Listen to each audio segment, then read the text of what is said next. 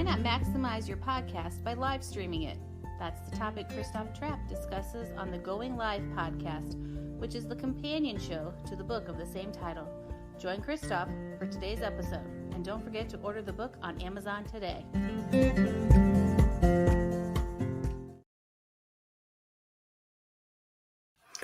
Hey, how's everyone doing? Thanks for joining me. Another live stream here on all the different channels. And we are also recording the podcast version. And of course, you can watch that as well, Going Live with Christoph Trapp. That's available everywhere. I'm trying to get up my Amazon Live window here, but I'm not seeing it. Okay, there it is. Awesome. Looks like everybody is starting to tune in. There's no chat available. Sorry, guys. You're not going to be able to comment today, but and connect. So today, as you know, we are going through the book and we're talking about all the different things that you have to consider when you're live streaming. And today, the topic I want to talk about is how do you dress? See, I'm trying to get, boom, there you go. That looks much better. Sorry, we can't do a chat. Nonetheless, let's dive into the topic. And dressing for your live stream is always an interesting topic because I'm trying to get, I don't need to that echo. Sorry about that. So what's interesting about dressing up, back in the day when I would go on TV, suit, tie, and basically you have to dress up, right? It's a formal thing. And one thing I want to share with you today is when you do a live stream, you still want to think about how you want to look, how are you going to represent whatever it is that you're doing, whatever your brand does, you still need to look a certain way. But does it need to be so formal? Do we need to be on these live streams wearing a suit? I don't know. Not convinced, quite frankly. Today, obviously, I'm making a little bit of a point here. I'm wearing my It Depends t-shirt, the answer to all marketing questions. Ha ha ha. But it's true to an extent, right? So I'm wearing that. I'm wearing my new New York Rangers hat, winter hat. I get it. It's a little informal. It's a little, we're in sweatpants at least. They look very nice. Under Armour sweatpants. They look just like dress pants, quite frankly. But you don't need to necessarily dress up. Look professional, look nice. You don't necessarily have to wear a winter stocking hat, what I'm wearing here today, just to kind of make a point. And, as you might know, I'm bald, so it is keeping me warm. But think about overall, what message are you trying to send? How do you like to look? And, you hear us talk about in the book, and you hear us talk about on other episodes already, we want to look more human, We don't want to look so stiff. And I think one way to do that is you dress a little differently. You put yourself in an environment where you enjoy the environment, right? So I enjoy sitting here. I love the chair. I love the setup. The ring light, actually, I noticed that earlier. I was getting a little bit of a headache because I kept looking at the ring light, even though the camera is to the side of it. So sometimes I put a hat on just so I'm not so affected by it necessarily. But dress the way you want to come across. Don't overthink it. Look human, and basically, that's how I go about that. As we're moving forward here, the next section in the book fits right in with that. So you do want to do promotion of your book, certainly, not your book, of your live stream, certainly. And what that means is you want to represent the way you look on the live streams also in your promotions. And what that means, quite frankly, is that there's no reason to wear a suit if you don't wear a suit there, ever, right? So it's just something to keep in mind. I'm going to share the screen here, if I can figure out how to change that over. Okay, there it is. So this is how it looks in the book. This is actually a screenshot from the book, how I promote my podcast. This is the other podcast I do, the Business Storytelling Podcast. And basically what I do in there is I have an image. So I took this image, and this is just me wearing, a regular shirt. I'm not overly dressed up. I'm not, I don't look any different than I look on the show. Now, I do have, don't have a hat on. I do wear a hat quite often on these shows. But my point is, look the way you look. Get the brand across that you get across on the show. In fact, I had a prep call, not too long ago with somebody for the show next week. And he says, what's the tone? What's the tone you're going for? Now, certainly he can listen to some of the shows, and certainly he can get that out of just by listening. But it's always a good question. So here's what I'm going for with my tone of the show. Conversational, sharing knowledge, being helpful, having fun, and being maybe a little entertaining. So if I can hit those different things, a show is a success. And so just something to think about is what are you trying to do? No brand that I've ever worked with says that they want to be stiff. Never. I've never heard that before. I want to be stiff. Nobody says that. We want to be the stiffest brand in the world. And then it happens anyways, right? Because some people are over editing stuff. They're nitpicking stuff to shreds. And by the time it's done, that's what you're left with. And it's just crap. So it doesn't have to be that way, quite frankly. And that's one reason why I love live streaming, because you can kind of take that whole equation out of the picture just a little bit, right? And basically, whatever goes live, that's the content we have. We don't have to re-engineer everything or over-analyze it or over-edit or whatever it might be. And that is a fantastic advantage when it comes to live streaming. So here you go. This is just one example. Mark Pittman was on the show. This is how he looks. That's how he dresses. He dressed up for the show, and that's fantastic. He can, everybody can represent their brand however they want to. So I got the picture on there. I'm still in my regular shirt, holding up his book, and he was on the show. It was a fantastic show. So just something to keep in mind. And then I have other shows. I update that same image over and over and over. Hey, thanks for following on Amazon Live. Really appreciate it. We do have a giveaway later this week on Friday. That would be February 5th. Enter, you can win my book. Well, technically, you're going to win an Amazon gift card. And I hope that you will use it for my book. I can't make you, but that's kind of my hope. So let me, I'm going to show that contest with you. Here it is.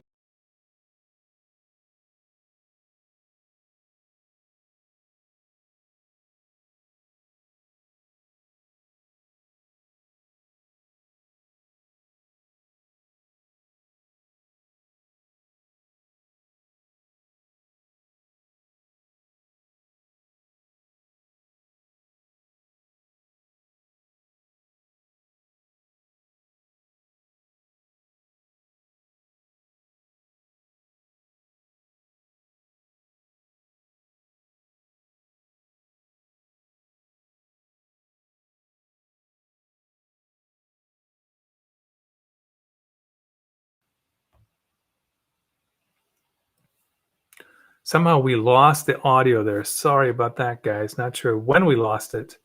So we'll pick that up again. So I use these images to, to basically promote the podcast, but I don't always use those images. Sometimes I don't promote the show at all. And the reason that is because it's not always, there's all kinds of things that can happen. There you go. I'm going to put both of those up so you guys can see both of these if you want to participate. And if you stuck with me, even though when I lost my audio, do appreciate that as well. So when I promote them, what I do basically, I use this image. I don't always promote shows, but now since I'm going live on Amazon so much more, those shows on other networks as well. So really interesting, something to think about. How you go about promotion. Always keep people on the native network for the most part. I mean, I do promote the Amazon stream, but here's the reason, because Amazon's relatively new. In fact, most guests that come on the show, they say to me, what's Amazon Live? Never heard of it. And certainly I know you guys, many of you guys are listening to those. It's really not that common yet that happens. So, but I do promote natively. And then if I want to highlight a network, I do push those to other channels. And of course, you can also always listen on authenticstorytelling.net/live. One easy way of how I do that is I use Canva. And Canva is a fantastic tool. If you're not a designer, if you have design house, please use them. Or if you want to hire a designer to help you with work. But, I try to get it done quickly. And certainly I got plenty of friends and plenty of colleagues and acquaintances that are fantastic designers. As it comes to these projects, though, I like to see what I can do. Sometimes it works, sometimes it doesn't. I did create the cover of the book myself in Canva. And so it's just something to think about how you might use that. So Canva right here, I'm sharing this on the screen. If you want to take a look, if you're just listening in. On the podcast channels, I'll share a link to the video as well. But basically, here's the image, and this is a show with Marcus Sheridan. And basically, all you do is you click resize on Canva, and then you go over and you pick whatever. So here you Facebook post, Facebook cover, Instagram post, all those different things. And so it's super easy. And if you need different dimensions, you can. Now, I want to say you don't have to update it for all these different channels. Seriously. A Twitter image an Instagram image will work on Twitter. We don't have to overthink it. I mean, it's just something to keep in mind. But this is how I update them super quickly. It really works, and it's not that much of a hassle. So here's one I resized for Instagram story. As you can see, you have to move things around because it is widely different. This is how it translates. And I just really picked Instagram story just to show you how much different it really is. And that's kind of how that works. As you get started, we did talk about that, of course, before a little bit already, but we're going to keep talking about this topic because it is important. Content preparation. What are you going to talk about? What are the topics? So right here, I'm not a fan of reading the book to you guys because let's have a conversation. It feels way more conversational to me to just talk. So just talk about it instead of reading it to you. Every once in a while, I'll read a passage, but not usually, not for the most part. So hopefully everybody likes that. See, I can actually have all three of us on. I don't know if that's too small or not, but we'll go with that. Todd Cochrane, I'm not sure if that's how you say it. Sorry, Todd, if you're listening. He's a Hall of Fame podcaster with Blueberry Podcasting, and he actually shared some of those tips on the show. It's not a good idea to transcribe too much. Just jot down an agenda, talking points, and some general guidelines on what not to discuss. And that's really what I'm talking here, right? So basically, I'm just talking through all these different things in the book. And I'm seeing the headline. So as you can see, my book, it's very skimmable. You can learn things as you are, skimming through it or reading through it, whatever it might be, and go from there. The next thing, as you're thinking about, what are you going to do? What are the skills that you're comfortable with? Now, when Marcus was on the show, he talked about that at length, how people say they're not comfortable in front of cameras, and then they kind of get used to it being a conversation, and they were good to go. So don't overthink it. Maybe you like it. Maybe you're good at it.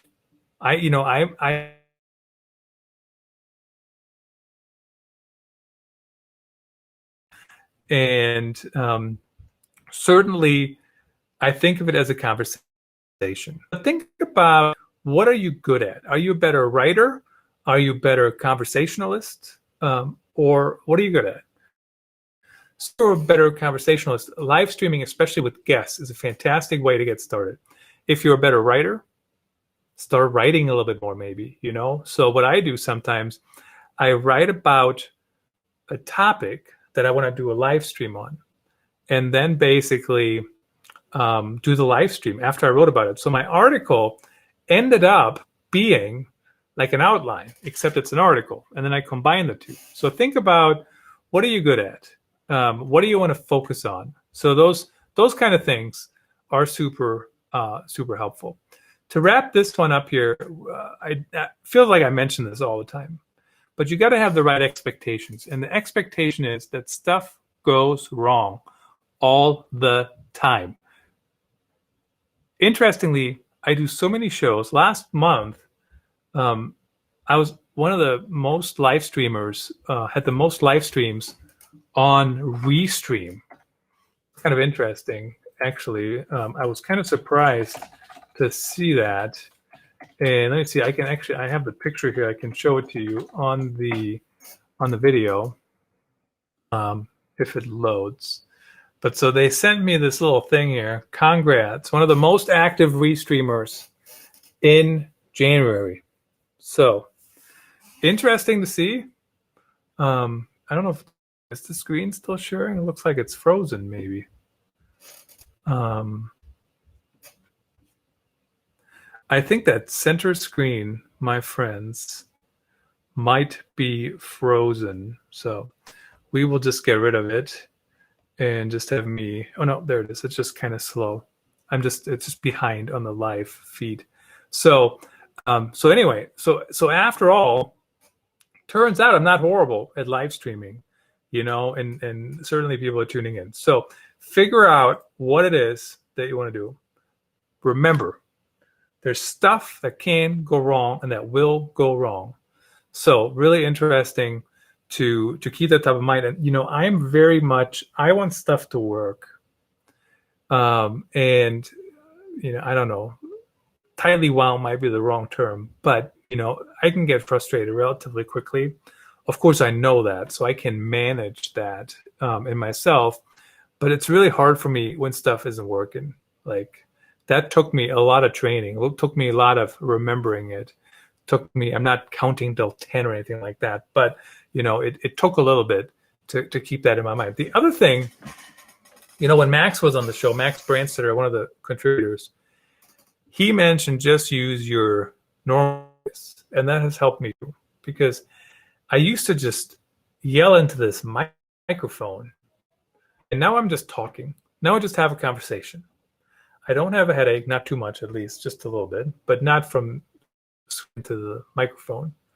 It's really just I'm having a conversation with you, except it's just me here. So keep that in mind. Many, many dominoes that are going to fall. Silly mistakes will happen. Just roll with them. Just roll with them. I've said confidential stuff before on a show, so I deleted the show right away after. It wasn't truly confidential. It was just like something I probably didn't want out there. And actually what happened is I was live streaming a game, and I was texting my wife on my watch, and that was being picked up. So I didn't say that on purpose on air, but I said it to my wife, but I was voice dictating on my watch because I was live streaming with the iPad on Switcher Studio. And by the way, if you are watching or listening here, this whole thing is produced with Switcher Studio, switcherstudio.com. Trap One gets you the first month off if you want to try them. Big fan here. So please give them a try if you want to do it. And it's basically an iPad app, a production studio on your iPad. And that's a fantastic way to get content produced. That's how I get all these things moved around and whatnot. So in the next episode, which I think is episode 5, right? This is episode 4. We'll talk about what to name your live stream. What's a good name? How do you come up with it? and then we will move forward from there. But for today, I wanted to talk about how do we dress? Dress the way you want to appear in public. I don't mind this outfit, honestly. Wear this in like a more formal setting, but on the show, and today probably just a little bit of making a statement, that we don't have to be so formal. And then we talked about, how do you move forward? How do you pick your right identity and move things forward? Tomorrow, I don't know if it's tomorrow or not. On the next episode, we'll talk about what to name your live stream, and we'll move forward from there. We're already 45 pages into the book, so I'm not sure how many episodes we will be able to get out of this. That's episode 4. So maybe 12 episodes, 12 sections, 12 chapters, so to speak. We're kind of lumping them together here a little bit as it makes sense, and why not? I'm Christoph Trapp, your host and author of Going Live. On Friday, we are going to have a giveaway. If you are listening to this before February 5th, make sure you enter. And the rules really quickly here, I want to share them with you. Basically, all you have to do, I'm going to make this big screen here so you can see it better if you're watching and if you're listening. I'll repeat because you can't read it, obviously. Follow me on Amazon Live, bit.ly/ctrap. Email me a screenshot that you followed me, ctrap@gmail.com. Or you can do the drawing if you like, live on Friday. And we have 3 gift cards for $9.99. And that is exactly the cost of the Kindle version. We'll do another giveaway when the print version is available. That's going to be a little bit the same thing, probably. That's kind of what I'm thinking right now. But if you want that, you don't have to use it on the book. I hope you would use it on the book. But certainly, I can't tell you what to do with something you won. That's all I have for today. Episode 4 of the Going Live podcast. Another live stream on all the different channels, Amazon, LinkedIn, YouTube, and Twitter. Really appreciate everyone tuning in. Have a great rest of the day, great rest of the week.